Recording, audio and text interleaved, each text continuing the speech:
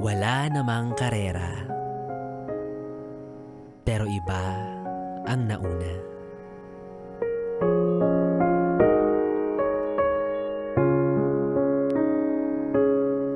Bibi, ito na ang sulat na dapat ay mapakinggan mo.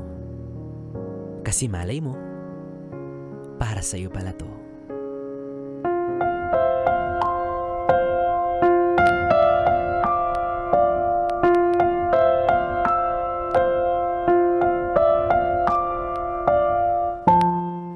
Ang sulat na ito ay para sa iyo, Ralph. Hindi ko alam kung maririnig mo to o hindi naman kaya ay makikilala mo ang sarili mo. Pero sana naman, malaman mo na hindi pa rin nawawala ang pagmamahal ko para sa iyo. Noong nakita kita sa unang pagkakataon, baguhan ka pa lamang sa fast food chain na pinagtatrabahuhan ko.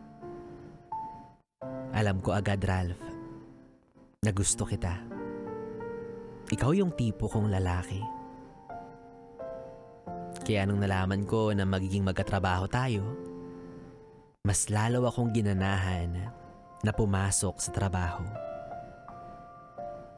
Sa paglipas ng araw, naging malapit tayo sa isa't isa. Magkasama na tayong kumain, magtawanan, at isinama na rin kita sa friend group na meron ako sa store. Araw-araw, umaalis tayo kasama ang mga tropa. Sabay din tayong pumapasok sa trabaho. Naglolokohan, nag-aaharutan, nagkwekwentuhan, nagbibiroan. From that moment, alam ko sa sarili ko na lumalalim na ang ating samahan. Hindi ko nga alam kung assuming lang ba ako noon or totoo na yung mga motibo na ibinibigay mo. Paano ba naman?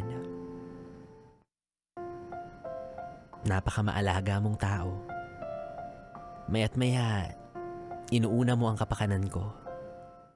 Sinisigurado mo na maayos at komportable akong nagtatrabaho.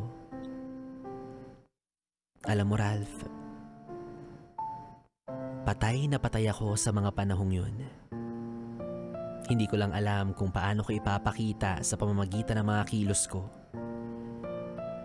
Alam mo ba, noong binati mo ako nung graduation ko, abot langit ang tuwa na naramdaman ko. Parang ako yung pinakamagandang babae sa balat ng lupa. At doon ko rin napagtanto na mahal mo rin ako. Although, hindi mo naman sinabi ng diretso, pero naramdaman ko sa puso ko. Kaya naaalala mo ba, Ralph, nung nag-confess ako sa'yo? Umamin ako pero nadismaya ako kasi parang hindi mo man lang pinansin yung totoong nararamdaman ko. Na para bang kasalungat nito yung pakiramdam na mahal mo rin ako. In short, sinawalang bahala mo lang ang pagmamahal ko para sa'yo. Hindi mo ako nireplyan na para bang wala tayong pinagsamahan. Kahit konting comfort man lang, kahit man lang sabihin mong, pasensya na. Kaibigan lang kita. Kahit dun man lang, magkakaroon ako ng kapanatagan na, oo. Yung nararamdaman mo at nararamdaman ko ay hindi pareho. Kinabukasan, nakita kita. Kausap ang isa kong kaibigan. Nagtatawanan kayo habang nakaakbay siya sa balikat mo.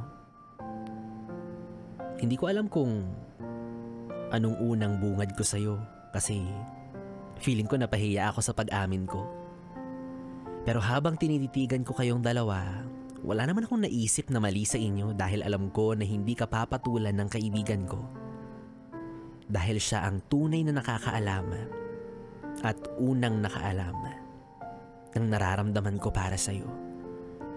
Ang iniisip ko na lamang ay masaya ako para sa inyo dahil finally, nakahanap ka rin ng mga kaibigan sa trabaho at naging close ka sa mga tropa ko. Hindi nagtagal, nalaman ko rin ang katotohanan na dumurog sa aking puso. Napag-alaman ko na may relasyon kayong dalawa. Kayong dalawa ng kaibigan ko. At ginamit mo lang pala ako para mapalapit sa kanya dahil siya ang totoo mong gusto. Alam mo, Ralph, napakawalang hiya mo. Alam ko naman na walang tayo pero wala kang karapatan na gamitin ako para sa mga minimitit inaasam mo. Lalo na't hindi ka man lang nagpaalam sa akin na ilakad kita sa kanya o hindi naman kaya siya pala yung natitipuhan mo. Kasi akala ko ako yun eh. Kasi akala ko sa akin ka mapupunta. Kasi akala ko yung kaibigan ko buong pusong sumusuporta dahil alam niyang mahal kita. Pero lahat pala yun akala. Pero sa kabila ng galit ko sa'yo, Ralph, patuloy pa rin kitang minamahal.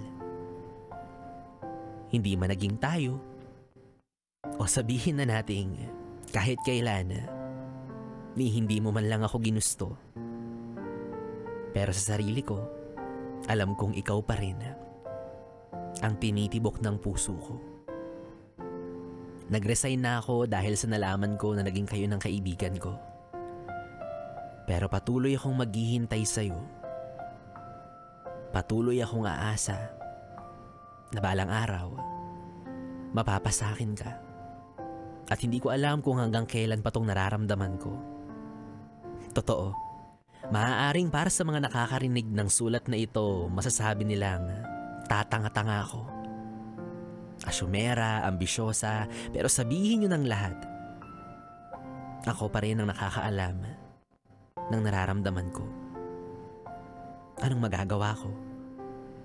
Mahal na mahal ko siya.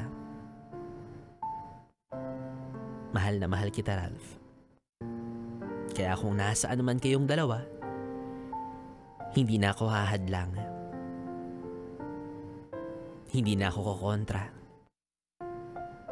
Dahil alam kong hindi ako ang lamang. Kaya ang hiling ko lang, sana ma-realize mo, Ralph, ang pagmamahal na pwede kong ibigay sa'yo.